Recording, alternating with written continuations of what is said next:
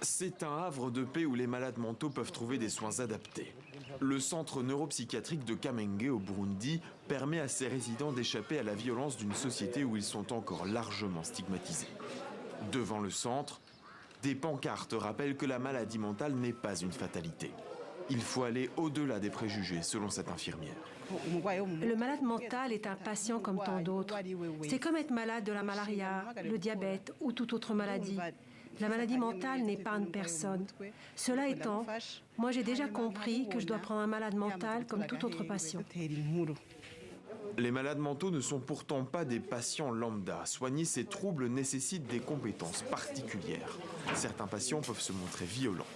Ils peuvent te casser tes lunettes, te violenter, car les troubles mentaux ont différents signes. On peut être en train d'échanger et brusquement, quand il a des hallucinations visuelles, il voit d'autres choses et doit transformer en léopard un animal qui vient le dévorer. Alors pour apaiser les pulsions de leurs pensionnaires, le CNPK a une méthode éprouvée, les sorties au grand air. Bonjour, vous allez bien? Le sport, plus qu'une activité, un traitement médical à part entière.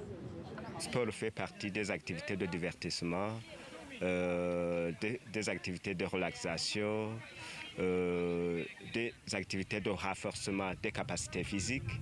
Donc le sport fait partie exactement du traitement que nous utilisons. Même si les pensionnaires ont l'air épanouis dans cet établissement, un des seuls au Burundi, la santé mentale reste le parent pauvre du système de soins.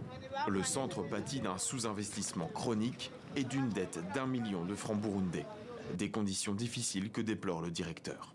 N'ayant pas tout le budget qu'il faut et à voir combien ça coûte, ça veut dire que nous sommes obligés de nourrir, mais pas de la manière qu'on le voudrait.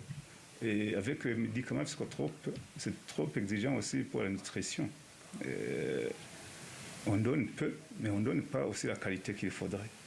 Le CNPK reçoit une trentaine de patients par jour.